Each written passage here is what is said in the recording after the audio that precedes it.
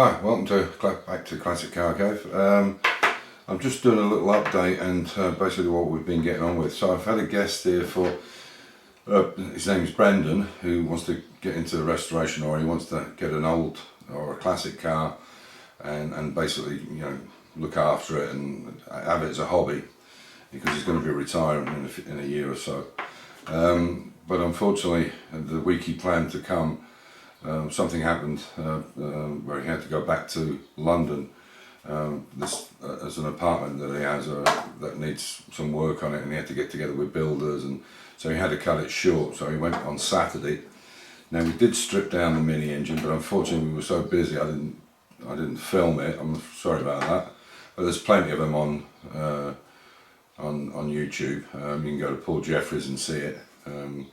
He's got lots of strip downs and rebuilds.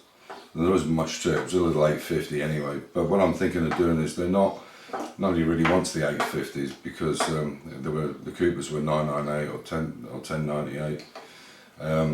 So they're not really worth anything. Nobody's going to go in back retro. And I've got another 850 with the 1970 Mark III shell I've got, which is a number to the logbook. So I'll sell that with the car. And I think what I'll do with this one is make it like a bit of a garage piece or a show piece. So I'm going to try and see if it's possible to machine off a little bit off one side, so you can see the pistons going up and down, seeing the valves move. Obviously I won't destroy the head, it'll just be the block, because nobody really wants the blocks. Anyway, so that's what we're going to do. And I'm sorry I didn't film anything with Brendan, but as I say, it was cut short by 2 or 3 days due to this problem where he had to go back to London quickly. But they do want to come back out again in a few weeks, a few months I should say. So we'll do something then with them. So I hope you enjoy the video, and particularly where you see the difference between this Citroen engine when we got it and how it is now. It's unbelievable, it's like chalk and cheese. Anyway, enjoy. There's the Citroen engine, all really well cleaned up. It was absolutely manky, this thing, really in poor state. So I'm going to paint it up tomorrow. I've got some very high temperature paint, silver, so I'll see how it looks tomorrow. Unfortunately the cover is a bit corroded. I'm going to have to sandblast it, and there's quite a few patches on the inside. You can see some of the lead has been, or solder they've put through it, so we'll have to see if we can repair that. Maybe, hopefully it's not thin enough if we can't weld it, stop the leaks, but it's very porous.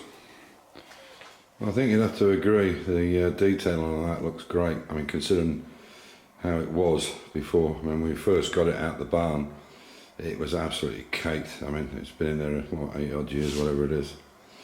I think the colour, it's all engine paint. In fact, the stuff that's on the gearbox, the sump and the head is actually for doing barbecue, so it's good for 600 C. But I think it's a nice colour combination. So it's got the new clutch plate in it, which we got, or the friction plate I should say. The pressure plate's original, but it's built like a Chieftain tank. The pressure plate was a little bit thin, so we had a new line input on it, which was, say, was 10 euros in Bosnia. Gearbox is fine, but I think it's a nice colour combination. You know, if you look at the top here, unfortunately this rocker cover was quite porous and we couldn't weld on it, but we needed that shape.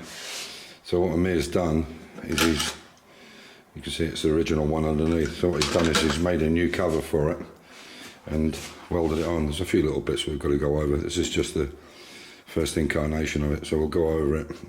This rod is going to be welded in on the side and round here. So I'll take you around that, so I'll let you have a look. But you can see how nice it looks.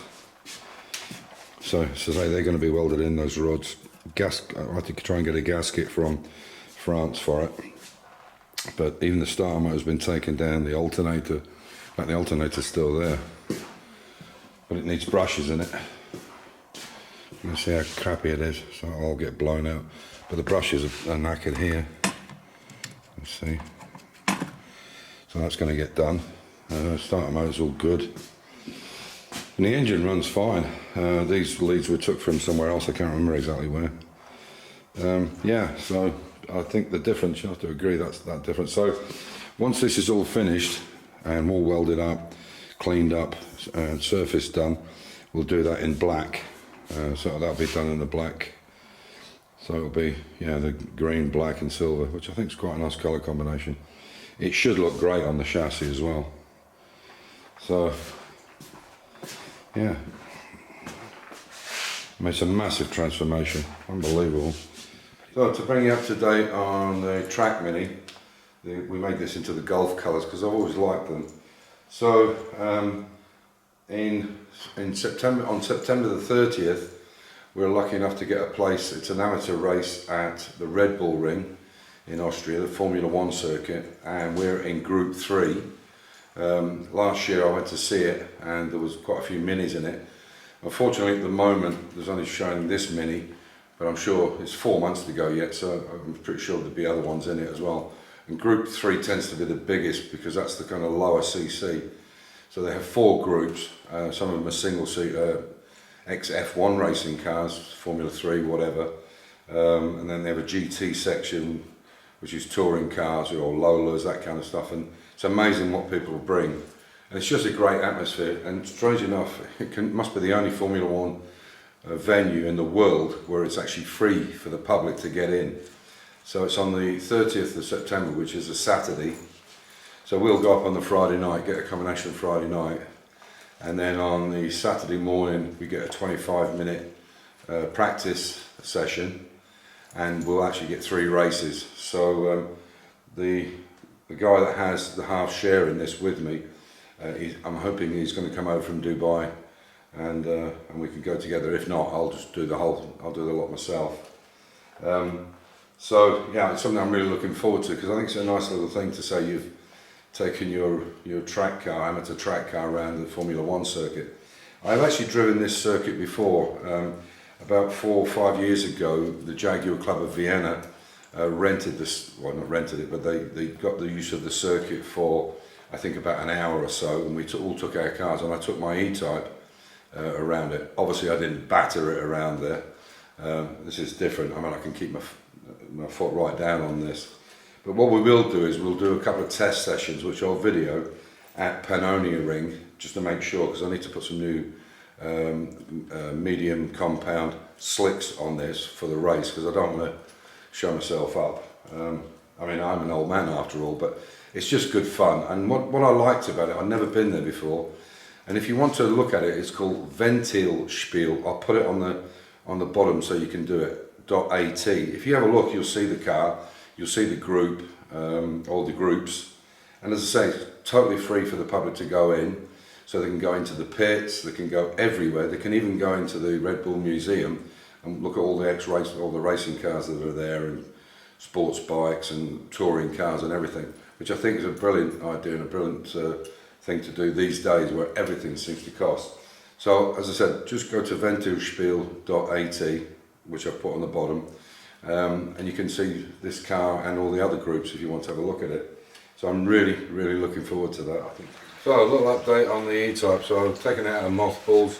I've been down to the insurance company and I have the number plate back for it. So basically what happens is in the winter when we take the car off the road, these come out of the car, as they all do in Austria.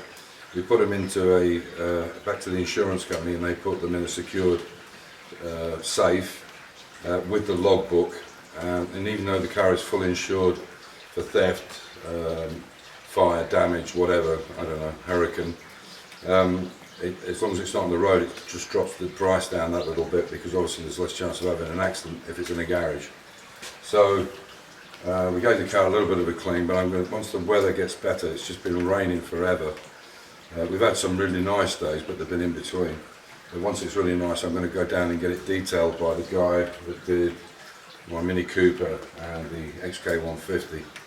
Whether I do the ceramic coating or not, that's another matter. So there's a few new parts I've got from S&G Barrett, but in Holland. I always use Holland now because I don't have to piss around with the tacks. So that's a new heater valve. This is a jet that we needed. This is the O-ring for that heater valve. And a new window escutcheon. For some reason they only sent me one.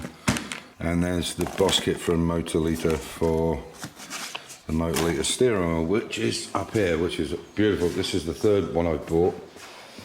They're absolutely gorgeous steering wheels.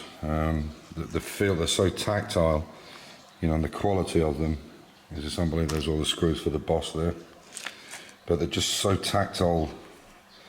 Yeah, they're just a beautiful, so they're very expensive, but they're absolutely beautiful. And I say, there's the boss for it. It's got the Jaguar logo to go in there. And obviously, the Mini Cooper has the motor liter, and also the E-Type has the same one. Oh, is that the motor liter? No, sorry, that's the original. It's the wood one, but it's the original, not the original, but a new old stock, or the proper E-Type one. But I thought it was a motor liter, but I just like the wood. I don't know what it is, but they're just really superb. And if you look at that, you won't really get it to scale, but that's a 14-inch. Now, they had a 16-inch on these XK150s, and the reason I've gone for 14-inch is because I have power-assisted steering, electric power-assisted steering.